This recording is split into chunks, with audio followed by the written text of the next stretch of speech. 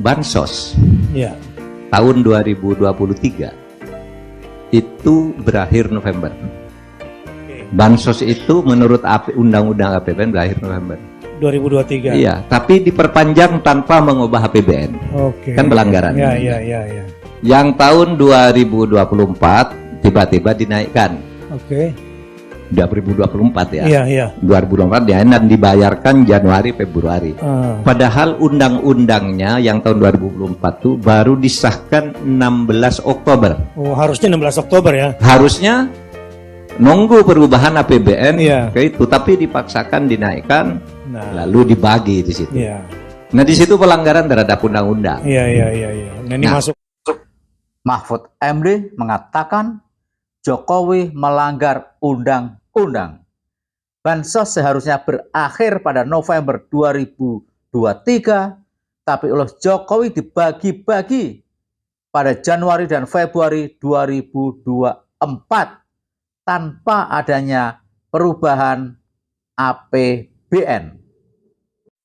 Sangat tepat apabila DPR melakukan hak angket. Assalamualaikum warahmatullahi wabarakatuh. Bertemu kembali dengan Kang Zen di Indonesiana Radio. Benar apa kata Pak Mahfud MD? Dan tidak hanya Pak Mahfud MD yang berbicara seperti ini, Jenderal Purnawirawan Gatot Nurmantio juga mengatakan hal yang sama. Disinyalir patut diduga Jokowi melanggar undang-undang. Jokowi melanggar undang-undang dan siapa saja yang melanggar undang-undang wajib diberi sanksi. Saatnya DPR bertindak. Saatnya DPR membuat hak angket untuk meminta pertanggungjawaban Jokowi karena melanggar undang-undang. Bansos berakhir November 2023 mengapa dibagi-bagi oleh Jokowi tanpa melibatkan Kementerian Sosial? Semata-mata adalah bansos untuk tujuan politik agar bisa memenangkan 02.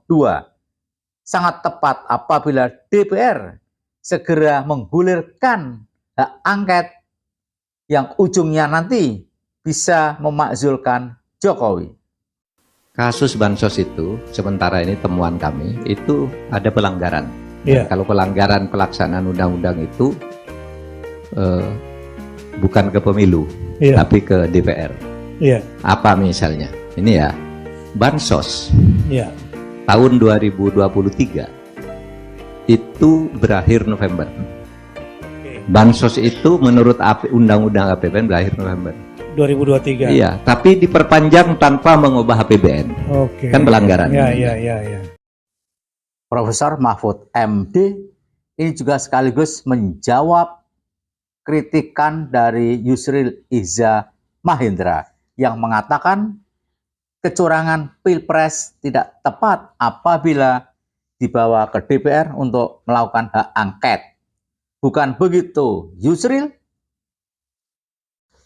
Yang dibicarakan di hak angket tidak hanya kecurangan pemilu saja, tapi pra pemilu jauh lebih penting. Di mana saat itu dengan sangat kalap Jokowi bagi-bagi bansos di tahun 2024. Sementara November 2023 itu masa berakhirnya pembagian bansos di tahun 2023. Jokowi masih meneruskan bahkan memperbanyak jumlah bansos di Januari dan Februari 2024 tanpa adanya APBN perubahan, tanpa berkonsultasi dengan DPR. Pak Mahfud mengatakan ini pelanggaran undang-undang. Pelanggaran undang-undang seperti ini bukan ranahnya KPU, bukan ranahnya Bawaslu. Pelanggaran undang-undang yang bisa menentukan ini pelanggaran atau tidak, ini perlu dimakzulkan atau belum, tergantung dari DPR dan tempatnya adalah hak angket. Ya, sekaligus ini menjawab Prof. Yusril Iza Mahendra. Katanya pakar hukum tata negara, tapi karena membela membabi buta Jokowi, hingga gelap mata seakan-akan dia mengatakan tak pas apabila kecurangan pemilu dibawa ke sidang DPR RI, dibawa menjadi hak angket. Yang tahun 2024 tiba-tiba dinaikkan. Oke. 2024 ya. Iya, iya. 2024 dan dibayarkan Januari Februari. Padahal undang-undangnya yang tahun 2024 tuh baru disahkan 16 Oktober. Oh, harusnya 16 Oktober ya. Harusnya nunggu perubahan APBN Iya. kayak itu, tapi dipaksakan dinaikkan Nah, lalu dibagi di situ. iya. Nah, di situ pelanggaran terhadap undang-undang. Iya, iya, iya, iya. Menurut admin, apa yang dikatakan Pak Mahfud ini benar, bahkan tidak hanya melanggar undang-undang dari sumber dananya, di mana bansos yang diberikan Jokowi itu jumlahnya sangat banyak tanpa dikonsultasikan dengan anggota DPR RI. Itu kesalahan yang pertama. Tapi yang lebih salah lagi Pak Mahfud adalah bansos yang dibagi-bagi Jokowi itu tidak berdasarkan nama dan alamat di Kementerian Sosial. Karena apa? Ya, banyak pengamat politik mengatakan sumber nama, alamat, atau data bansos yang ada di Kementerian Sosial jumlahnya antara 18 hingga 20 juta orang. Sementara bansos dibagi-bagi kepada 50 juta orang. Pertanyaannya adalah dari mana data Pak Jokowi menentukan 50 juta orang miskin yang menerima bansos? Apa saja kriterianya dan bersumber dari mana data itu? Ini perlu diselidiki oleh hak angket. Jangan-jangan 50 juta orang itu bukan berdasarkan data yang ada di Departemen Sosial, tapi berdasarkan pemetakan di mana pasangan 02 harus menang, di mana pasangan yang kuat 01 dan 03 harus dikalahkan melalui serangan bansos. Inilah pentingnya dan urgensi dilaksanakan hak angket untuk menyelidiki penyalahgunaan keuangan negara, untuk menyelidiki bansos dipakai untuk kemenangan paslon 02. Nah, ini masuk ke hak Itu angket, ya. nanti angket. Iya.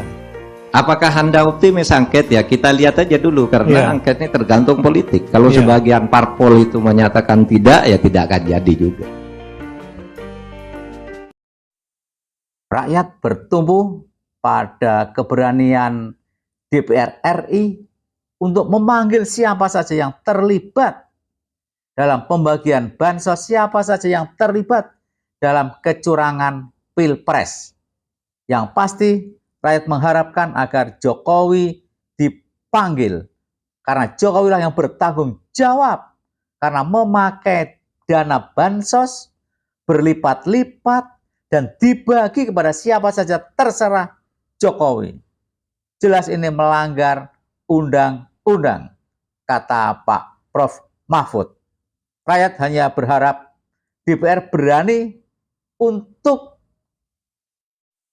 menghukum Jokowi dengan pemakzulan apabila ditemukan pelanggaran undang-undang.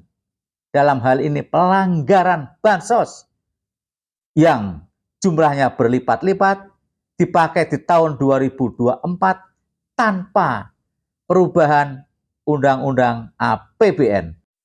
Bagaimana pendapat para sobat? Silakan tulis di kolom komentar. Mohon maaf jika ada yang salah. Wassalamualaikum warahmatullahi wabarakatuh.